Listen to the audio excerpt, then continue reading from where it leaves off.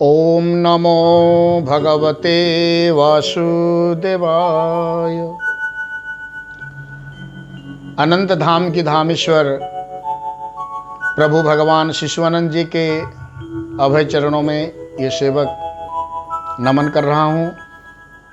प्रातः स्मरणीय परम पूज्य गुरुवर बाबा बलिया जी महाराज की श्री चरणों में ये सेवक नमन कर रहा हूँ। गीता की अमृत धारा इस पावन कार्यक्रम को आप सभी को स्वागत करता हूँ। भगवत गीता का ऐसा शास्त्र है, ये सबके लिए क्यों जरूरी है, ये एक प्रश्न आ सकता है। तो इस कार्यक्रम के माध्यम से ये सेवक बार बार आपसे विनती करता है कि आप लोग भगवत गीता की कम से कम एक श्लोक अर्थ के साथ पाठ करें। तो ये विनती का कारण क्या हो सकता है? इसलिए है कि भगवत गीता की हर एक श्लोक में, हर एक पन्ने पे क्या है ना, हमारी जीवन की एक एक बिंदु रखा गया है। जो जीवन के बिंदु को लेके हम आगे चलने के लिए, आगे बढ़ने के लिए हमें साहस, धैर्य, आत्मबल, आत्म साहस, ये सब इकट्ठा हो सकता है। तो विश्व का ऐसा कोई जीवन नहीं है जिनके जीवन में भगवत गीता की पावन वाणी की जरूरत नहीं होगी। ऐसा जीवन ही संसार में नहीं है। और गीता के ध्यान में एक अनोखा मंत्र आती है, नमस्तुते व्यास विशाल बुद्धे फुल्लारविंदायत पत्र नेत्र येन त्वया भारत तैल पूर्णः प्रज्वालितो ज्ञानमय प्रदीप। व्यास जी की वर्णन है, बड़ी सरल है। उतनी कोई कठिनाइयां, शब्दों की कठिनाइयां यहां पे नहीं है, परंतु गहराइयां हैं, अर्थ की गहराइयां हैं। शब्दों की सरलता के माध्यम में अर्थों की गहराई, और उस गहराई में जीवन की गहराई का नाप होता है। हम उसी व्यास को नमन करते हैं। नमस्तुते व्यास विशाल बुद्धे, एक एक शब्द है, एक शब्द दिया गया है, विशाल बुद्धे। हम अपनी बुद्धि को विशाल बनाएं, बुद्धि को कभी संकीर्ण में ना लाए, बुद्धि को कभी जितने प्रशस्त बनाओ, जितना हो सकते प्रशस्त बनाए, जितना हो चाहे विकसित करें। लेकिन विकसित के बदल में अगर संकीर्णता को आश्रय करते हैं, एकदम छोटे छोटे विचारधारा को जीवन में अगर हम स्थान देते हैं, तो बड़ा बड़ा विचार तो कभी नहीं टिक पाएगा। हमारे दिमाग में विशाल बुद्धि होना है। और वो विशाल बुद्धि क्या करता है ना, अपने अंदर जो स्वेच्छाचार की विचारधारा होती है वो उसको नष्ट करता है। नमस्तुते व्यास विशाल बुद्धे फुल्लारविंदायत पत्र नेत्र। और वहां पे एक शब्द दिया गया है, आयत पत्र नेत्र, अर्थात उनके आंख चौड़ा था और सुंदर भी था। तो ये एक विशेषण नहीं है, ये जस्ट एडजेक्टिव नहीं है, इसमें जीवन दर्शन समाया हुआ है। पहले भी ये सेवक बता चुका है, इसमें सरल उतना शब्दों की कठिनाइयां नहीं है, लेकिन अर्थों का गहराइयां इसमें समाया हुआ है। तो हमें विशाल बुद्धि बनना है।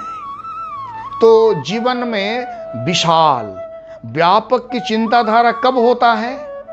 व्यापकता तभी आता है जब हम में अपना सोच शास्त्र के साथ जुड़ता है, अपना सोच अपने बुजुर्गों की कथा के साथ जुड़ता है, अपना सोच सत्संग में सुना हुआ बातों के साथ जुड़ता है। तो सोच जब जुड़ता है, अच्छी चीज के साथ जुड़ता है, तो बुद्धि विकसित होने लगता है, बुद्धि में फैलाव होता है, विस्तार होता है। और फैलाया हुआ, विस्तारित हुआ जो ज्ञान, वो क्या करता है? चेतन की ओर खींच कर ले चलता है। ज्ञान और चेतन ये दोनों अलग बात है, एक जैसा महसूस होता है, पहले भी बता चुका। तो हमारे अंदर जो ज्ञान है, हमारे अंदर जो विचार है, ये विचार और ज्ञान विकसित होना जरूरी है। तो विकसित कैसे होता है? हमारे बाग में फूल है तो फूल अपने आप थोड़ी विकसित होता है, तो सूरज की जरूरी एकदम जरूरी है। सूरज की किरणों का स्पर्श होना भी जरूरी है। तो सूरज हो और सूर्यों का किरण, ये दोनों जरूरी होती हैं जीवन में। और जिंदगी के तौर पे सूरज वो है गुरु, हमारी सदगुरु। वेदांताम्बुजमार्तंडम तस्मै श्री गुरवे नमः। हम गुरु जी को कहते हैं ना, वेदांताम्बुजमार्तंडम। वेदांत अर्थात ज्ञान स्वरूपी पद्म के लिए आप सूरज जैसा है। तो हमारे विचार विकसित तब होता है जब गुरु के शरण में जीवन आ जाता है। और जो जीवन गुरु के शरण में आ जाता है, उनके अंदर इसलिए ज्ञान या उनके बुद्धि का विकसित अवस्था हो जाती है क्योंकि शरण में आने से नहीं होती है। गुरु के मुखारबिंद से क्या निकलता है, उस वाणी को मनन करने से, जीवन के साथ जोड़ने से, हमारे जीवन का आधार अगर वो वाणी बन जाए, तब तो आनंद ही आनंद हो जाता है। तब तो जीवन एक अलग जैसा महसूस होता है। क्यों? वहां पे एक अनुशासन रहता है, नियम रहता है। गुरु की वाणी एक कोई दोस्तों का, आम आदमी का वाणी नहीं है। सिर्फ मैं सदगुरु की बात नहीं बोल रहा हूं। हमारी परिवार में पिता है, माता है, वो पहला गुरु होती है ना जीवन में। तो जीवन का पहला गुरु हमारी माँ है, हमारे पिता है।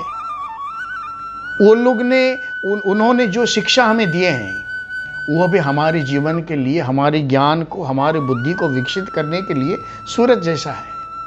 माँ ने पहले पहचाना किया था ना, ये तुम्हारा पापा है, ये तुम्हारा भाई है, ये तुम्हारा बहन है। कौन बताया? माँ ने पहला ज्ञान दिया। तो ज्ञान की विकसित माँ की गोद से निकलता है, माँ की आंगन से ही निकलता है ज्ञान। लेकिन नश्वर जीवन में ईश्वरता की प्राप्ति के लिए जो ज्ञान जरूरी होता है, शास्त्रों का ज्ञान हमारे जिंदगी के तौर पर उतर आने की जो जरूरी होते, वो होते हैं सदगुरु।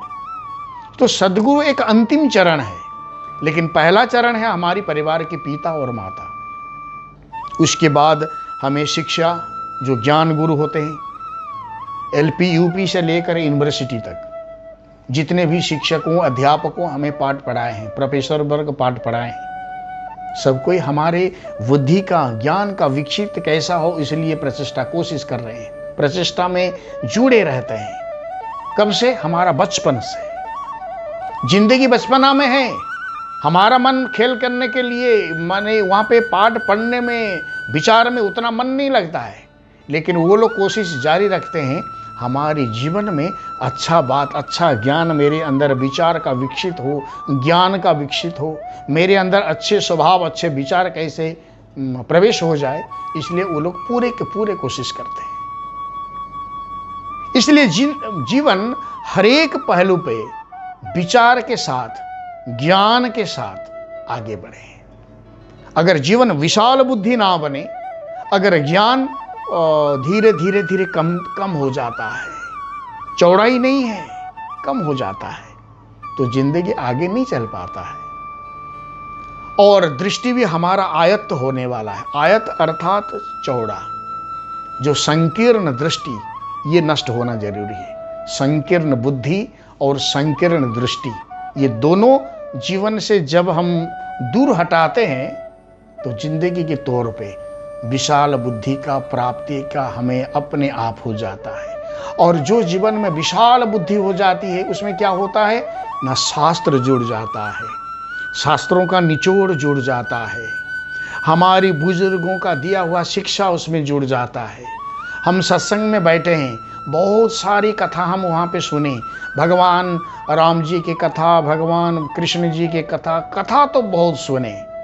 लेकिन ये सेवक इतना ही आप सभी से निवेदन रखूंगा कि कथा के बाद आप जब घर लौटते हैं, तो कथा में क्या श्रवण किए, उनके बारे में कम से कम 5 मिनट हो, 10 मिनट हो, घर में आके थोड़ा विचार करें, जिसको हम मनन कहते हैं। वहाँ पे श्रवण किए हैं, यहाँ दूसरा उसको स्मरण करे, मनन करे, याद में लाए, आज मैं क्या सुना।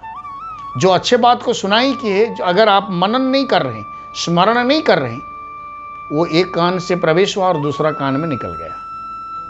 इसलिए सत्संग से अगर कोई बात को सुनकर आ रहे हैं तो उसको दोबारा घर में अकेला बैठते समय मनन करो, स्मरण दोबारा करो। उससे क्या होता है, तो जो बात मान लीजिए स्मरण से हट जाता है, वो फिर दोबारा वापस आ जाता है, तो हमारे जीवन के साथ वो जुड़ कर रहता है। अगर हम मनन ना करें, बात को भूल गए, तो दोबारा जितना भी कोशिश करें वो दोबारा लौट के नहीं आता है। इसलिए सत्संग के बाद अगर हम मनन करते हैं, स्मरण करते हैं, तो वो बात जीवन के साथ जुड़ता है। ये सेवक वही निवेदन आप सबसे कर रहा हूं कि हम जीवन में जोड़ना सीखें। जीवन से अगर तोड़ना हो जाता है, जीवन से कुछ अच्छे स्वभाव, अच्छे आचरण दूर भागता है, तो जिंदगी विकसित, ज्ञान का विकसित नहीं हो पाएगा। हमारे अच्छे स्वभाव हम में विकसित नहीं हो पाएगा, क्योंकि कुएं के अंदर एक छोटा सा परिसर में अगर हम एक मेंढक रहता है, तो एक कुआं का मेंढक वो अगर तालाब को जाए, वो कभी विचार नहीं कर पाएगा कि इतना बड़ा जलाशय हो सकता है संसार। इसलिए कुआं का मेंढक ना बनकर हमें तालाब में जाना है, नदी में समाना है। अर्थात जितने जितने ज्ञान में कभी संतुष्टि मत लाइए जीवन में, मेरे पास बहुत ज्ञान हो गया, मेरे पास बहुत विचार हो गया, नहीं। ज्ञान में कभी संतुष्टि ना लाएं।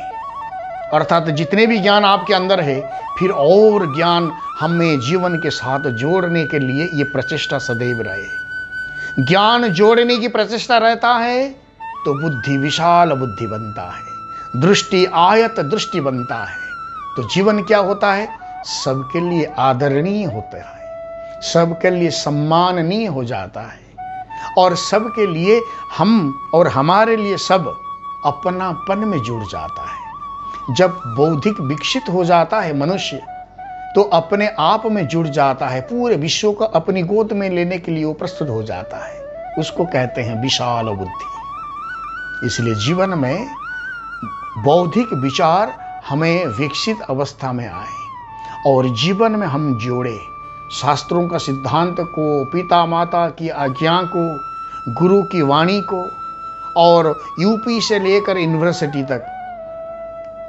जितने भी हम किताबों से जितने ज्ञान हम जिंदगी में जोड़े। ज्ञान को जोड़ने से आनंद ही आनंद होता है। अगर ज्ञान जीवन से हट जाता है तो जीवन नष्ट की ओर चलता है। इसलिए वही निवेदन रखूंगा, जीवन विशाल बुद्धि संपन्न हो और जीवन आयत नेत्र युक्त वाले हो, तब क्या होता है, तो जीवन आनंद होता है, हमारे साथ जो मिलते हैं वो भी आनंद होते हैं, और हमें देख के प्रभु भी आनंद होते हैं। ऊपर जो हमारे है, हमारे अंदर है, हमारे बाहर है, चारों ओर जो जग में फैला हुए हैं ईश्वर, वो भी आनंद होते हैं। जय श्री कृष्ण।